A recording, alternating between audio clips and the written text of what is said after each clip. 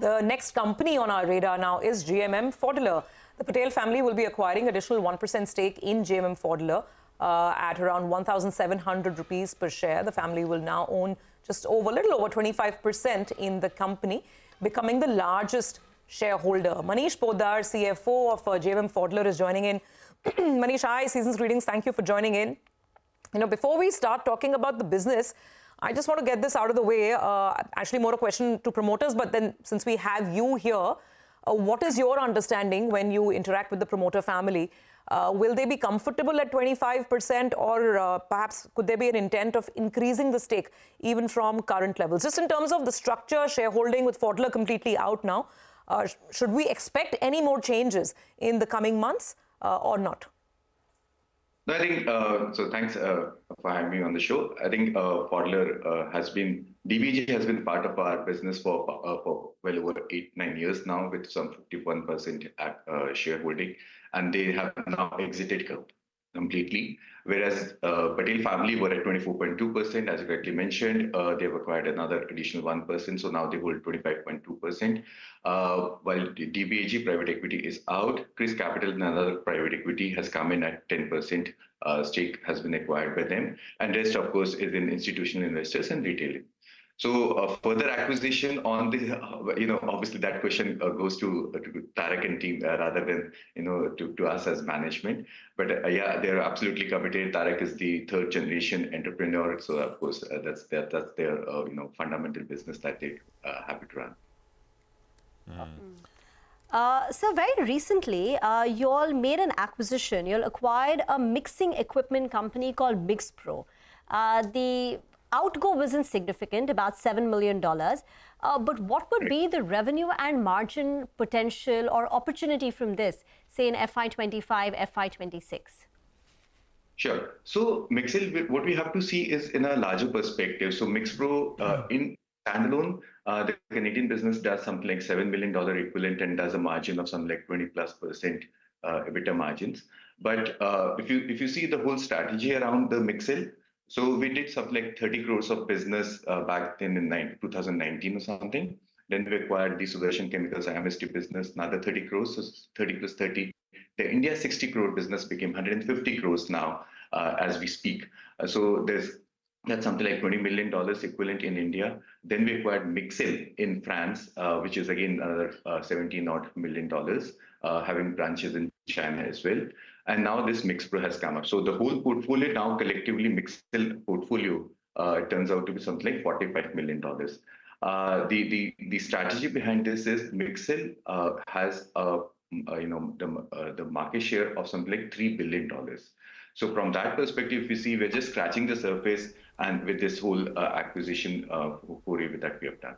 The idea of acquiring Mixel was to add into the portfolios like food and beverages, water treatment, biogas, flue gas desulfurization, and all that. So all these technologies are now under our foray. And with these acquisitions, with this technology in our hand, and the manufacturing space that we have already in India, that brings us a great combination. So we can scale up much faster in the mixing portfolio. And we believe that for, in years to come, they should be at something like 25+% CAGR growth on the mixing portfolio itself.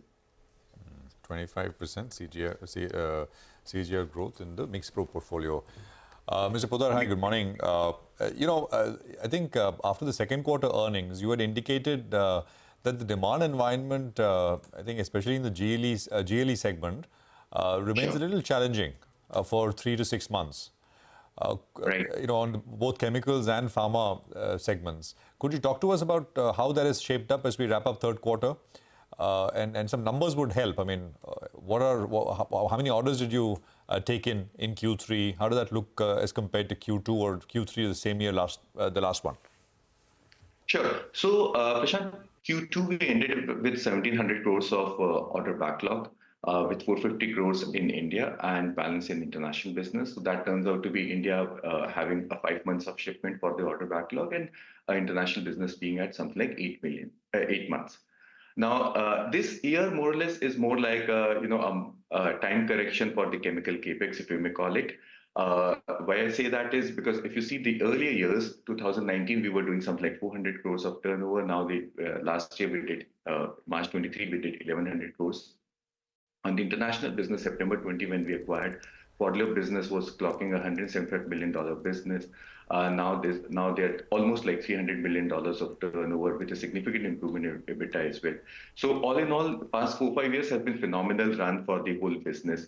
And now this year has been more like a held up sort of a scenario where the excitement is a bit subdued in the international market, out of, as you know, the entire geopolitical scenario, the way it has been developing, has developed over a past 1.5 years, and the energy prices and all that. So there's a capex, deferral, or there's a delay in decision making and all that. That's what's happening on the western part of the world. When you come to China, we have been facing this whole supply, the huge capex that has already been built up. So that's some challenges over there. Fortunately for us, China happens to be just 8-9% of our total business, and we are holding the fort very firmly over there. So there's no problem over there. Back home in India, I think it's more tactical in nature, because if you see past 6 months, what has happened is, because of the supply glut of certain chemicals supplies, and there's a price correction. So the chemical guys were more, involved in fighting the here and now battle, rather than looking more, on the capex and the expansion side. So that's something that they had to gather. We believe another 3 to 6 months, this scenario should change, maybe even maybe Q1 at max, and thereafter, because the discussions are on, the whole cycle is uptick. However, this is more of a comma rather than a full stop over there. And you see on the pharma side, if you may just add, I think for us, pharma is also starting to looking good, because 5-7 years ago, pharma was 60% of our business, 30% was chemical. Now it's exact opposite, with chemical being 60%, pharma being 30%. The pharma API business, API, expansion has not happened at that pace in India over past 5-7 years. That is starting to revive, I think. So that's something, another 3 to 6 months, that should also culminate into orders and revenues. Just to take that point forward, Mr. Poddar, and that's showing up in the numbers, right? Because the order intake, like you said, at the end of September, your order backlog was 1,700 crores. It's come down. You were, always tracking above 2,000 crores for the previous couple of quarters, and then it came down. And the intake numbers have been lower. Now you're saying another 6 months of sluggishness, perhaps, before this turns.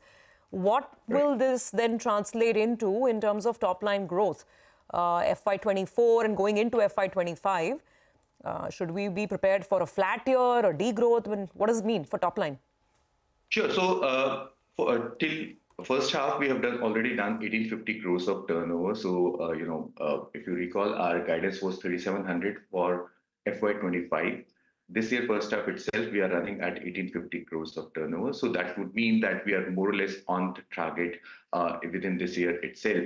So even if we maintain, we should be growing somehow, and we should definitely be growing in FY25. But that is already ahead of the targets or the guidance that we have been given. So from that perspective, I think we are absolutely comfortable from where we are currently. Okay. All right. Sorry. So, just a number in that sense. Where will you end FY24 at? And margins as well. I think you mentioned between 14 and 15%. Do you maintain that? Yeah. So 1,850 for H1, and maybe similar number in H2 is something that we can look forward to. So that's something like 36 to 3,800 is somewhere we should be ending this year at. We did 14.5% in India and international both, and culminating into the consolidated numbers. Broadly, we should be in the same range. Maybe a percentage here and there is something that we can look forward to. Okay. You'd also given an EBITDA guidance, right? 630 crore by FY25, along with the revenue guidance of 3,700 crore. Will you exceed that too? So we have done something like 275 crores in H1 already. So that turns out to be maybe, mathematically turns out to be 540 something for H2. I'm absolutely not saying that is the number that we're looking forward to, but that's how the mathematics would operate. Right. Similarly, is something that we are definitely tracking towards. It's a challenging task for, of course, now in the given scenario, there's a lot of cost-cutting reduction happening over there in the organization. There's a lot of initiatives being taken up on the value engineering, value sourcing, cross-selling, and all that. So yeah, all guns blazing. Hopefully, we should definitely be there. All right, we'll leave it there, sir. Thank you very much for your time. So, hopefully, recovery from Q1, if not Q2, right? Absolutely. Some of these, excess capacity issues, they'll take the time to wind down, and maybe demand also starts to look better. Thank you very much for joining us as GMM Pfaudler with an outlook on the business. Let's talk about